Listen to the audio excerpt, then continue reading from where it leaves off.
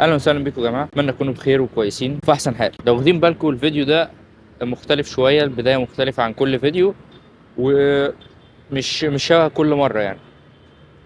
وعايز اقول لك برضو ان انا طلعت اعمل الفيديو ده بهدف معين، والفيديو ده انسكريبتد او يعني مش كاتب له سكريبت معين. طالع كده فاتح الكاميرا وبتكلم قدامها. الفيديو ده عايز اتكلم فيه عن حاجه حصلت لي امبارح، حاجه استفزتني شويه. امبارح كنت قاعد مع حد دماغه ميته، مش متركبه صح مع الجيل ده. وعلى الرغم من كده ان هو مش كبير كمان، يعني هو مش كبير مثلا اقول لك راجل كبير مثلا دماغه مش راكبه مع الجيل، لا على طول. وده اللي انا حتى اتكلمت فيه قبل كده، بيلوم الناس، بيلوم الظروف، سلبي طبعا بحكم ان هو اعرفه قريب مني، فكان لازم نتكلم بشكل اعمق مع بعض. وحبينا نتكلم في المواضيع اللي هي مش الجدليه زي ما بيتقال، بس المواضيع اللي هي آه، بتخص امور معينه في الحياه، بره الاطار الديني خالص، بره الاطار الديني. يعني احنا الحمد لله مسلمين وعندنا قواعد معينه. طبعا ملخص اللي حصل امبارح معايا يعني الموقف ده، كنا قاعدين بنتكلم، بندردش، بنشرب شاي، واحنا قاعدين بنتكلم دخلنا في امور الناس اللي موجوده دلوقتي على الميديا، او الناس اللي موجوده على التلفزيون، او الناس اللي موجوده مشهوره في كل مكان وهي ما بتقدمش حاجه مفيده.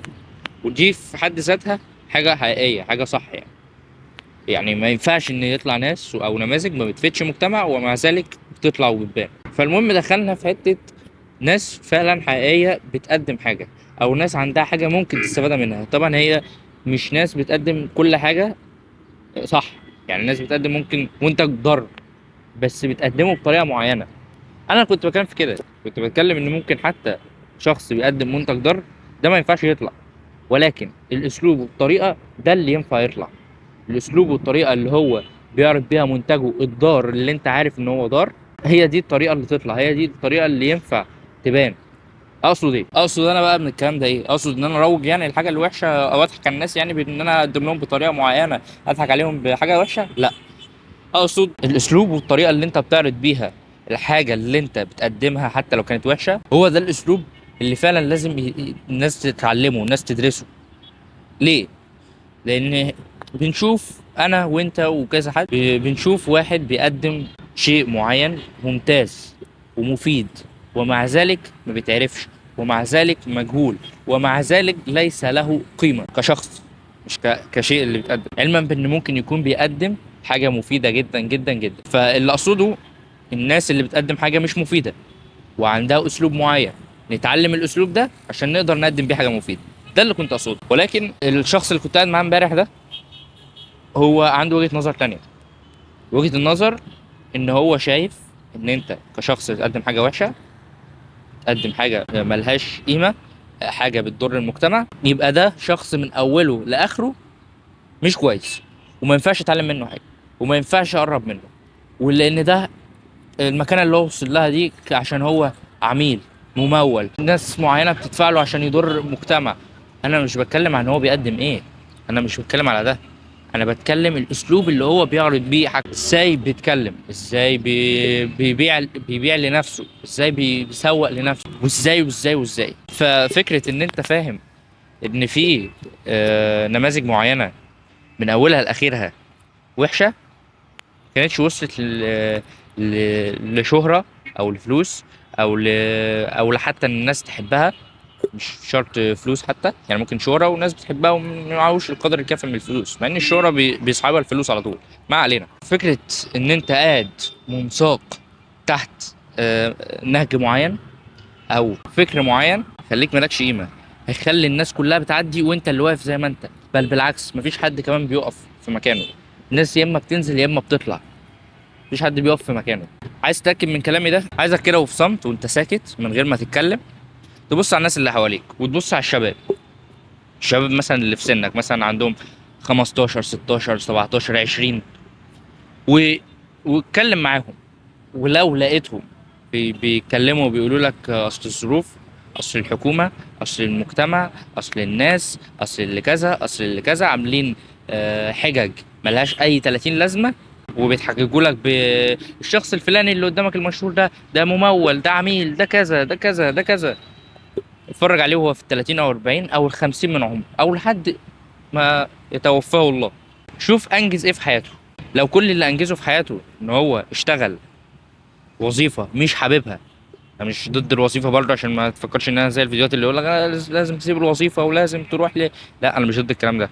انا بقول لك اهو، اتفرج على الشخص ده، اتفرج عليه وهو في ال 30 او ال 40 او ال 50 من عمره، او لحد ما ربنا يشاء وينتهي عمر الشخص ده. شوف انجز ايه في حياته.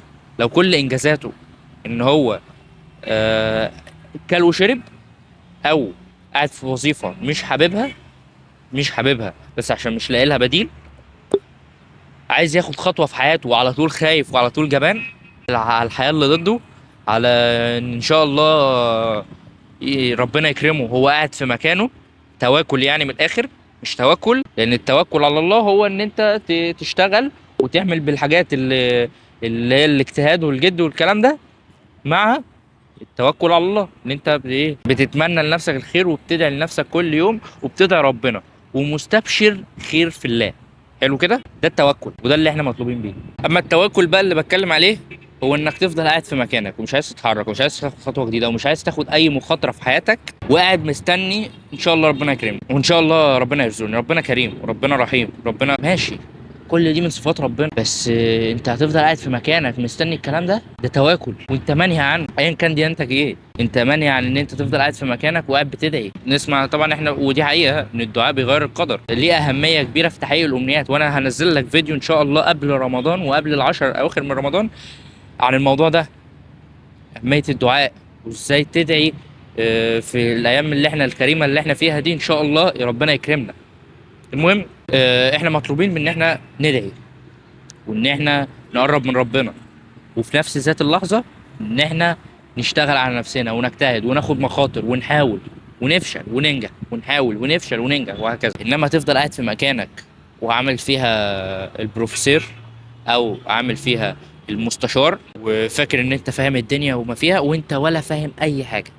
انت ولا فاهم اي حاجه. لما تقعد تقول ظروف، لما تقعد تقول اصل الناس، لما تقعد تقول اصل انا اتحطيت في بيئه ما ينفعش ان انا اشتغل فيها، او ان انا، يبقى انت فعلا ما تعرفش حاجه عن الحياه.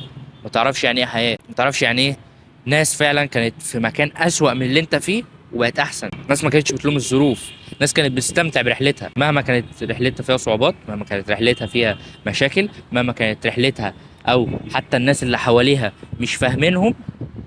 بس عشان كده انت تلاقيهم هم الواحد في المية اللي بيتشاف، 1% اللي الناس كلها نفسها توصل لها، المشهورين. مش كلهم اتقياء يعني، مش كلهم صحاب تقوى، ولا بقول لك كلهم تمشي وراهم، بس مين اللي تمشي وراهم؟ الناس فعلا اللي انت عايز تكون شبههم. تقول لي طب ما انا يمكن اكون نفسي اكون شبه حد غلط او ماشي في طريق غلط، اقول لك صح، كلامك صح. اعرف منين ان انا ماشي صح او ان انا ماشي على نهج ناس فعلا ان شاء الله ربنا كاتب لها الخير في الحياه؟ اولا في جزء منه اتقال لنا في الدين، ولا تغتاب ولا تنم ولا تتواكل. 3 عوامل دول هم اساس فشلك، ان انت تتواكل وان انت ما تجتهدش وتفضل قاعد زي ما انت في مكانك وقاعد عمال تدعي بس مستني ربنا هيكرمك ان شاء الله، او ان انت تنم او تغتاب في ناس غريبه او ناس حتى مش غريبه، ناس انت تعرفها وبتتكلم عليهم وتقول ده لا هينفع وده لا هينفع ولا ده هينفع. انت نفسك مش نافع، انت نفسك مش نافع ومحققتش اي حاجه في حياتك. قاعد طول حياتك في تعب وفي مشقه، بتحاول ازاي؟ عشان انت هدفك اصلا من البدايه ان انت تحاول تاكل وتشرب، انت هدفك في البدايه قاعد تاكل وتشرب، عشان كده طول حياتك قاعد بتعافر في الموضوع ده. انما لما يكون هدفك اكبر، هدفك يكون مثلا توصل رساله، هدفك مثلا يكون توصل رساله تفيد الناس، تحقق اهداف ناس، تحقق انت حاجه وتقدمها للناس كحل، لما يكون ده هدفك، الحاجات التانية بقى دي اللي هي متاع الدنيا هيجيلك، اللي هي الشهرة والفلوس والدنيا مش ده هدف. الشهرة والفلوس والحاجات دي مش هدف. وفي نفس الوقت ان انت تبقى قاعد مستني تاكل او تشرب او حتى، وانا عارف ان الكلام ده هيزعل ناس كتير بس لازم اقوله عشان لازم تتغير. لو مركبش معاك لازم تفهمه، لازم تدخله جوه دماغ حشر بقى، يعني تحشر المعلومات دي في دماغك. اللي اقصد عليه ان انت لو هدفك اكل شرب، هدفك مثلا تجوز بنتك او ان انت تجوز ابنك او ان انت كذا او كذا، ده هيجيبك الارض. هتفضل طول حياتك بتعافر قدام الكلام ده وفي الاخر ممكن توصل لجزء منه. لما يكون هدفك تقدم رساله، تقدم معلومه، تقدم حاجه تفيد الناس، فده حتى لو ما اتحققش كله، هيتحقق منه جزء صغير، والجزء الصغير ده كفيل ان هو يشفع لك بعد كده، وكفيل ان هو يدخلك الجنة اللي احنا كلنا بنتمناها، ربنا يرزقنا ان شاء الله الجنة. كفيل ان انت بعد ما تموت اسمك يفضل موجود، تكون عملت فعلا حاجة في الحياة، ما تكونش دخلت زي ما خرجت. دخلت ملط وخرجت ملط، انا اسف بس يعني لازم اقول الكلام ده. طب حد يقول لي دخلت ملط مفهومة، يعني دخلت من غير لبس. طيب خرجت ملط دي يعني ايه؟ خرجت ملط يعني انت مفيش حاجة كاستك، مفيش حد بيحبك، مفيش حد حواليك، مفيش حد بيساعدك، على طول محتاج وعلى طول مستني وعلى طول كذا وكذا وكذا، وعشت حياتك وكأنك ميت، وعشت حياتك كأنك ميت. احب اقول لك ان دي مش حياة، واتمنى لنفسك دايما الخير، التمني انك ترغب الشيء وتشتغل عليه وتدعي. اتمنى، اتمنى دايما لو انت في عيشة معينة دلوقتي حاليا ومش عاجباك، اشتغل عشان تحسنها، وادعي ربنا كل يوم انها تتغير. ولو انت عايش في عيشة حاببها، ادعي ربنا ان هو يزيدك عليها، لان انت مش هتفضل على اللي انت عايش فيه للاسف. ودي حاجة مش موجودة في الدنيا، انك تفضل في نفس الليفل بتاعك. يعني مثال بسيط، انت دلوقتي لو بتشتغل، يعني مثال بسيط، انت دلوقتي لو بتشتغل وتاخد مثلا 1000 جنيه في الشهر، وال1000 جنيه ده انت ما صرفتوش، فضلت قاعد زي ما انت بال1000 جنيه، ما صرفتش اي مصاريف، بمعنى ما صرفتش اي مصاريف، استنيت الشهر اللي بعده بقيت 1000 تانية، استنيت الشهر اللي بعده بقيت 1000 تالتة، فمجموع اللي معاك بقى 3000 جنيه. بعد 10 شهور بقى معاك 10000 جنيه. حلو. ال 10000 جنيه انت ما صرفتش منهم حاجه خلال 10 اشهر، فهل ده معناه ان انت كده بتزيد؟ نتفق او نختلف في النقطه دي، لان انت ساعتها بتكون عليك رقم ما استفدتش بيه، وبتشتغل هدف معين واكنك بتجمع ورق ليس له قيمه، ليس له نفع او ضر موجود، بتجمع بس. ففي وجهة نظري في الحالة الأولانية أنت بتخسر، لأن أنت بتشتغل وبتتعب وكذا وكذا، وبتطلع في الآخر نتيجة ما بتستخدمهاش، أو نتيجة أنت مش عايزها، مش عايز تستخدمها، فبالتالي أنت كده بتخسر. علما بإن أنت ممكن تقول ده طب أنا بكسب فلوس، تكسب فلوس بس بتخسر قدامها حاجة تانية، بتخسر قدامها مجهود، ومع ذلك الفلوس اللي كسبتها ما استنفعتش بيها، فأنت خسران من كله. خلينا في شخص تاني اشتغل شهر، خد 1000 جنيه، ال1000 جنيه ده استخدم نصه مصاريفه كلها، بقى له 500 جنيه. 500 جنيه دي استخدمها في ان هو حوشها عشان هيبني عليها حاجات تانية وهيستثمره. حلو. حلو. بعد 10 شهور هو صرف 5000 واستثمر 5000، عشان هو مش عاجبه العيشة اللي هو عايزها، عشان هو مش عاجبه حتة ان هو يبقى ب1000 جنيه واحدة، بقى معاه 5000 جنيه بس هيستثمرهم، حطهم في حتة تانية، الخمسة جابوا 10، والعشرة جابوا كذا، 10 وهكذا.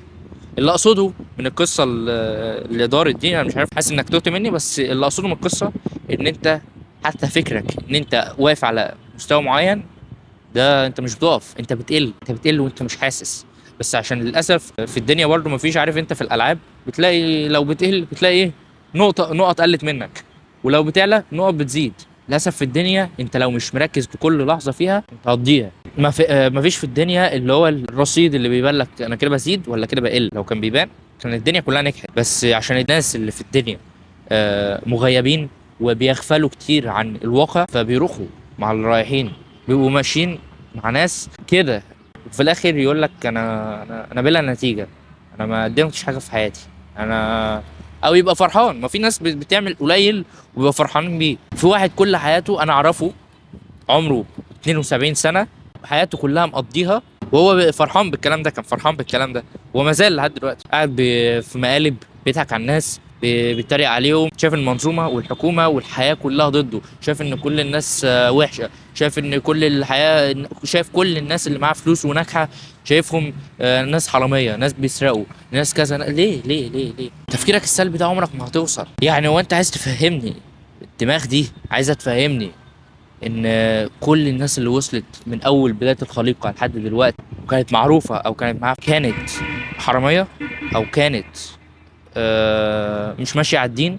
يقول لك اصل دول مغيبين عن الدين، دول ما سايبين الدين. هل كل الناس كانت كده؟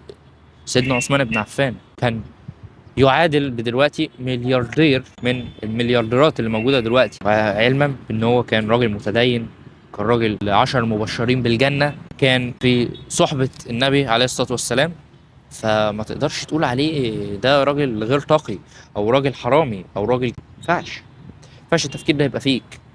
ينفعش تقتصر معلوماتك على ناس شايفها بتطلع بتترقص وبتتغنى وبيكسبوا فلوس وتقول اصل هي دي الحياة، هي دي هي عايز فلوس وشهرة، اقلع وارقص، اقلع واعمل كذا، اطلع لايفات، اعمل تيك توك، كذا كذا كذا. لا، الحياة مش كلها كده. عايز تشوف النماذج الحقيقية في عصرنا؟ عندك كتير. أليكس رموزي، مانجاتزي، الناس دي ايه؟ الناس دي كلنا بنفسنا نوصل لها. هتقول لي اصل دول برضو يعني على دين غير ديننا، وعلى عندهم برضو اجانب، بعيدا عن الدين كمان اجانب وعندهم اخلاق غريبة او تصرفات غريبة. اقول لك ماشي، خد منه اللي ينفع. اي حد فينا يتمنى ان يعيش عيشتهم، بس هتعيشها بالطبع بتاعك، الطبع الاسلامي، او بالطبع اللي يناسب دينك لو انت مش مسلم. يعني قصدي مش لازم تنحل اخلاقيا ولازم تبعد عن الدين عشان توصل للمكانه دي. في ناس كتير ونماذج كتير، بس انا عشان وقت الفيديو عشان هيبقى طويل مش عايز اضيف حاجات، الموبايل بيفصل مني. طبعا هحاول اعمل لكم جزء تاني. قبل ما اقفل دلوقتي لازم تفهم ان مش كل حاجه موجوده دلوقتي ونفسك فيها كفلوس او كشهره او الكلام ده ممكن توصل لها بالحرام. اسهل انك توصل لها بالحرام، اصعب توصل لها بالحلال، بس ممكن توصل. اوعى تفتكر ان انت يا ابني انت لازم تقلع ولازم تبين جسمك ولازم تبيني جسمك ولازم عشان تتعرف ولا تتشهر. لا، حابب قبل ما اقفل اقول لك فوق. عايزك تشوف الفيديو ده، واتمنى الفيديو ده يوصل للناس اللي هي فعلا مغيبة، الناس اللي قاعدة على تيك توك على طول، والناس اللي قاعدة ماسكة الموبايلات على طول.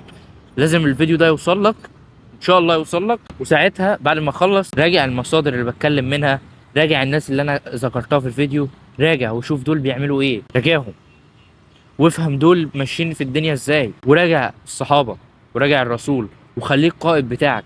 خلي تصرفاته في دماغك عشان ما تنحلش، عشان ما الدنيا ما تهوسكش. حقك ان انت تعيش عيشة كريمة، حقك ان انت تتشهر، وحقك ان انت تتعرف، وحقك ان انت تبقى محبوب بين الناس، بس في نفس الوقت التزم بالطابع الديني بتاعك. وفي النهايه حابب اقول لك ركز على نفسك اكتر من كده. بس كده يا سيدي، ده كان عندي اقول لك النهارده. ما تنساش تعمل لايك وسبسكرايب وتفعل زر الجرس عشان تقدرش كل جديد. لو عندك اي مشكله او عندك اي سؤال سيب لك تحت لينك الانستجرام، خش عندي على الدي ام، ابعت لي رسالتك او سؤالك، احلها لك ان شاء الله، يا اما فيديو يا اما في رساله. اشوفكم الفيديو الجاي. سلام.